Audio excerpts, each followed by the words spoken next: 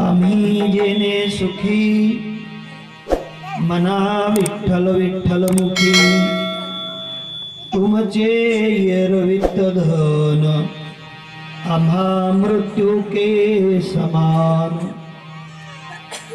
कंठी मिरवा तुळशी व्रत करा एकादशी तुमचे येरवित धन आम्हा मृत्यू के समान।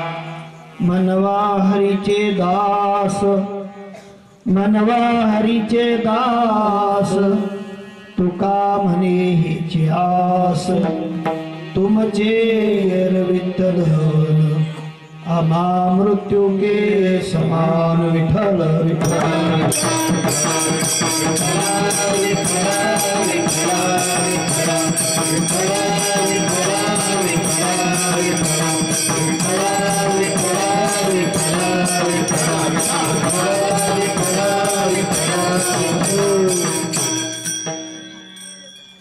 आम्ही जेने सुखी म्हणा विठ्ठल विठ्ठल मुखी तुमचे येरवित धन आम्हा मृत्यू के समान।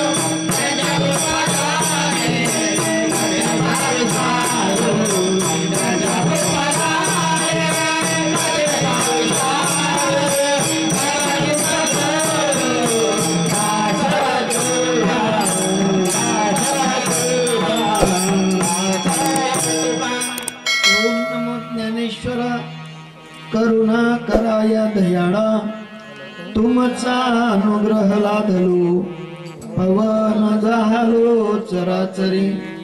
मी कडा कुसरी काहीच नेने बोलितो वचने अति भाविका एका जनार्दनी तुमचा दास जयाची आस पुरवावी।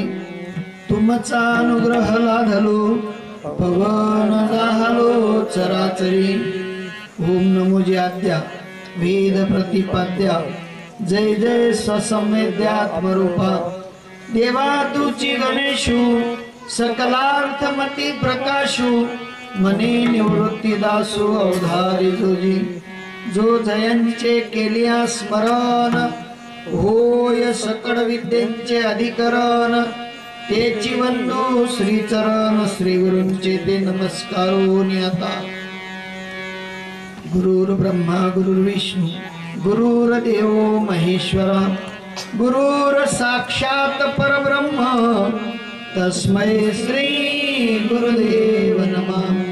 वसुदेव सुतं देवं कंस चाणूरमर्दनं देवकी परमानंदं कृष्णं वंदे जगद्गुरु कृष्णं वंदे जगद्गुरु। कृष्ण माझी माता कृष्ण माझे पिता कृष्ण माझी माता कृष्ण माझे पिता कृष्ण माझी माता कृष्ण माझे पिता कृष्ण माझी माता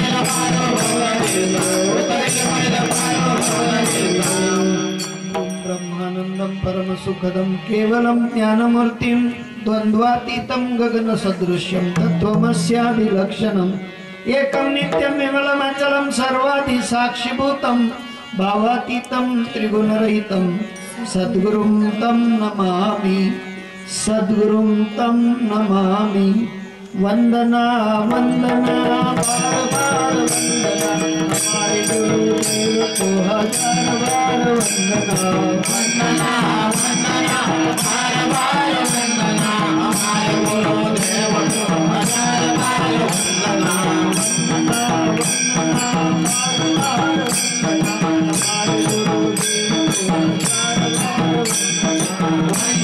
वंदना बार बार वंदना हमारे गुरुदेव को हजार बार वंदना वंदना बार बार वंदना हमारे गुरुदेव को हजार बार वंदना हमारे गुरुदेव को हजार बार वंदना हमारे गुरुदेव को हजार बार वंदना हमारे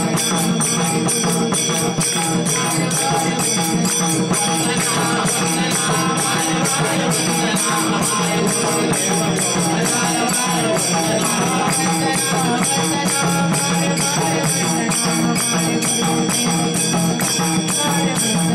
हजार बार वंदना हमारे गुरुदेव को हजार बार वंदना आता वंदुरंग भूमिका कीर्तनी होती लोका ताड मृदंग श्रोते लेखा दयानमन ए नमन करुणी सका हरी कथा बोले भोगया मला अज्ञान म्हणून आपुल्या बारा साधवी सदा मला म्हणे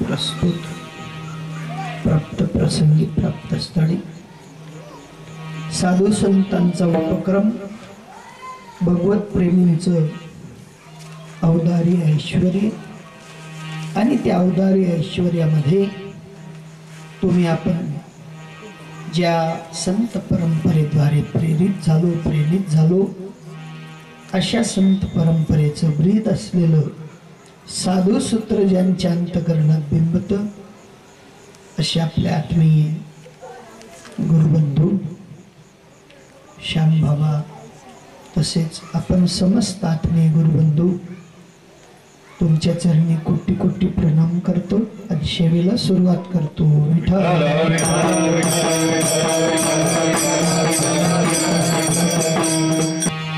जीवन अगदी क्षणभंगूर आहे आणि अशा क्षणभंगूर जीवनामध्ये साधू संत तुम्हा आपल्याला रस्ता दाखवतात आणि त्या रस्त्यावर चालण्याची एक सुंदर अशी पाऊलवाट सोडून जात असतात आणि त्या पाऊलवाटेचं अनुकरण तुकोबराय तुम्हा आपल्याला सांगतात असं पुढे की बाबांनो जीवनात आलात ना तर कुठलाही काही उद्योग करा, कुठल्याही उद्योगात राहा, परंतु खरा उद्योग विसरू नका. तुम्ही म्हणाल महाराज खरा उद्योग कुठला आहे, तर खरा उद्योग एकच आहे, तो म्हणजे माझ्या विश्वव्यापक परमात्म्याचं भजन. इतर जे उद्योग आहेत ते लाभ आणि हानीने भरून पुरून उरलेले आहेत किंवा लाभ आणि हानी त्या उद्योगांमध्ये मिश्र आहे. परंतु भगवत भक्तीचा जो उद्योग आहे, जो उद्यम आहे, त्या उद्योगामध्ये साधू संत म्हणतात आम्ही आपल्या जीवनामध्ये जो उद्योग केला त्या उद्योगामध्ये हानी म्हणून ऐकली नाही. तुका म्हणे धंदा केला आणि बहु लाभ सापडला, त्याच्यात लाभ लाभ आणि लाभच आहे. आणि असा लाभयुक्त धंदा साधू महात्मे तुम्हा आपल्याला शिकवतात आणि त्या लाभयुक्त विचाराचा आपण अंगीकार करणं हे आपलं आद्य कर्तव्य आहे। कारण साधू महात्म्यांनी तुमच्या आपल्याकडे दृष्टी टाकली आणि त्या टाकलेल्या दृष्टीचे त्यांनी मात्र सूक्ष्मत्वाने निरीक्षण केलं आणि निरीक्षण केल्यानंतर त्यांना कळू आलं भवसागरी वाहून या जाती तरावया स्थिती नाही तया ठाई। तरण्यासाठी कुठली स्थिती जीवाकडे नाही आणि म्हणून साधू महात्म्यांनी सांगितलं की बाबा जन्माला आलात ना, मनुष्य म्हणून आलात ना, तर मनुष्य म्हणून जन्माला आलेले हेच यावत मनुष्य प्राण्याने साधूंकडे जावं, संतांकडे जावं, विनम्र भाव दर्शवावा आणि त्या ठिकाणी एकच प्रश्न मांडावा की महापुरुषांनो, माझ्या जीवनात कमी आहे ती पूर्तता करून देताल का? ज्ञानोबराय म्हणतात तनु मनु जीवे चरणाशी लागावे, अगर्वता करावे दास्य सकळ। इतकं दास्यत्व पत्करायचं, इतकं दास्यत्व पत्करायचं की साधू महात्मे आपल्या अंतकरणाचा ठेवा तुम्हा आपल्याला आदान प्रदान करतात आणि तो ठेवा एकदा आदान प्रदान झाला की दुःख ते समोर गेले, पायी विसावले संत चरणावरी मन। संत चरणावर एकदा मन विसावलं की दुःख मात्र शिल्लक राहत नाही। तुम्ही आपण दुःखमय संसार भोगत भोगत इथपर्यंत आलो, संमिश्र असलेला संसार, कधी दुःख कधी सुख, कधी दुःख कधी सुख, कधी लाभ कधी हानी, या अनंत द्वंद्वांनी भरलेला हा संसार आहे आणि या संसार चक्रामध्ये तुम्ही आपण अनादी काळापासून फिरत फिरत फिरत फिरत इथपर्यंत आलो आणि इथपर्यंत आल्यानंतर सुद्धा तुम्हा आपल्याला इंटिमेशन मात्र साधू देतात की 84 जीवलक्ष योनीमध्ये तुम्ही आलात आणि त्यातल्या त्यात मनुष्य जन्मात आलात आणि मनुष्य जन्म सुद्धा तुम्ही म्हणाल की हा शेवटचा जन्म आहे, तर ते सुद्धा शक्य नाही। त्यांनी पुरावा देऊन सांगितलं की 4 लाख योनी मानवा भितरी, किती लाख? मानवामध्ये सुद्धा 4 लाख वेळा जन्माला यावं लागेल। किती वेळा? 4 लाख वेळा। मग आता 4 लाख मधनं आपला शेवटचा आहे का पहिला आहे हे माहिती नाही। जर का तुमचा आपला शेवटचा असेल तर तुम्ही आपण भाग्यशाली आहोत, पण जर का पहिला असेल तर पहिल्यात मात्र तुम्ही आपण तरुण जाऊ ही गॅरंटी नाही। म्हणून साधू महात्मे म्हणतात की जन्मोजन्मी आम्ही बहु पुण्य केले, तेव्हा या विठ्ठले करुणा केली, तेव्हा या विठ्ठले करुणा केली, तेव्हा या विठ्ठले करुणा केली, तेव्हा या विठ्ठले करुणा केली।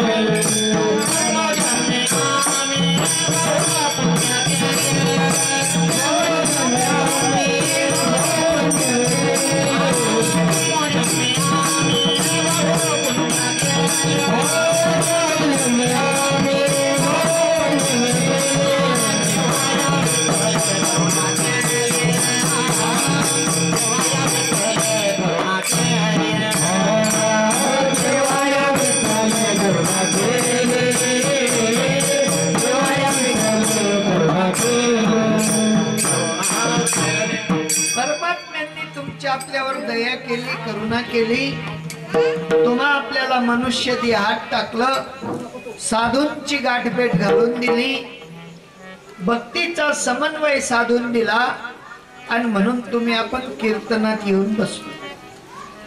नाही तर कीर्तन आपल्याला लाभलं। भगवत भक्ती ही प्रत्येक जीवाला लाभेलच असं नाही। दिसायला भक्त असू शकतात पण असायला मात्र भक्त राहत नाहीत. पण साधू महात्मे म्हणतात जे दिसायलाही भक्त आहेत आणि असायलाही भक्त आहेत अशा भक्तांच्या कोटीत तुम्ही आपण आलो. आणि म्हणून त्यांना सांगावं लागलं जन्मोजन्मी आम्ही बहु पुण्य केले. तेव्हा आतही बदल झाला आणि बाहेर सुद्धा बदल झाला. आत जोपर्यंत बदल नाही तोपर्यंत बाहेरच्या बदलाने भक्ती घडणार नाही. साधू महात्मे म्हणतात वरवर भजन करूनी काही नाचा याची एकच घाई. हा नुसतं नाचून भजन घडणार नाही. नाचणारे तर भरपूर आहेत. बाबू लंगड्यावर बी नाचते पण नाचल्याने भजन घडणार.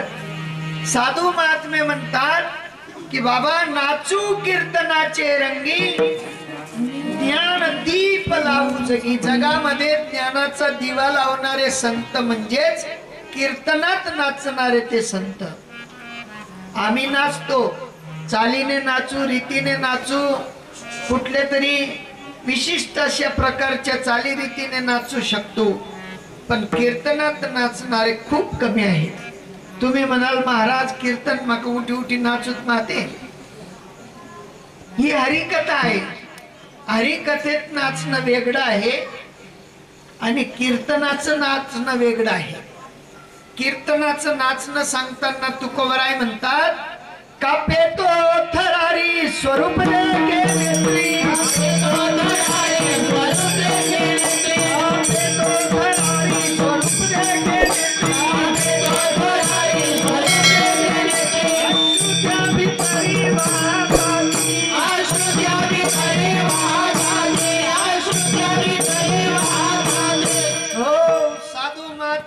त्या कीर्तनाचा आनंद घेतला. नाचे टाळी पिटी देह धर प्रेमे देह धरणीय लोटी. ही कीर्तनात रंगण्याची नाचण्याची स्थिती आहे. रंगे रंगे श्री रंगे रंगे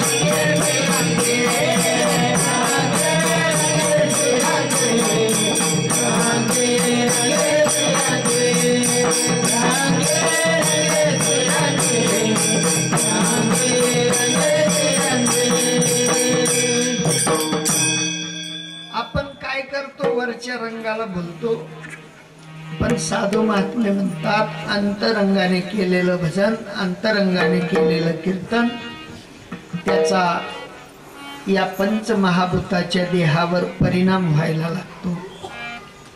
अहो साध्या विषारी सापाने चावल्यानंतर देहावर परिणाम होतो. तो देह काळा पिळा निळा पडायला लागतो.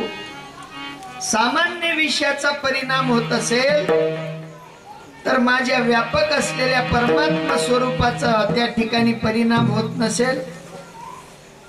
नाथ बाबा म्हणतात जो मोले मदिरा खाय मदिरा आनंदे नाचे गाय जेने ब्रह्मानंदू सेविला आहे तो राहे केवी आवरला. अहो सामान्य फरदड पेनारा आटोपत नाही. काय पेनारा हा सामान्य फरदड पेनारा आटोक्यात येत नाही. त्याला 4-4 जण आवडतच पण तरी बदलत कशात पावर कैसा नशा हरि नाम का जरा भी करके देखो.